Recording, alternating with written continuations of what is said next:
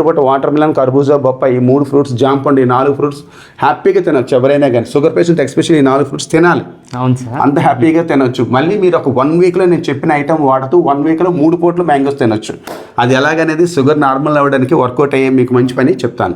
అలాగే శరీరంలో ఉన్న ప్రతి పార్ట్ యాక్టివేట్ అవ్వడానికి కూడా మీకు నేను ఒక అద్భుతమైన చూపిస్తున్నాను. 8.4 గ్రామ్స్ ప్రోటీన్ అని చెప్పాను కదండి. ఇది మన తాలూకు శరీరం అనుకోండి.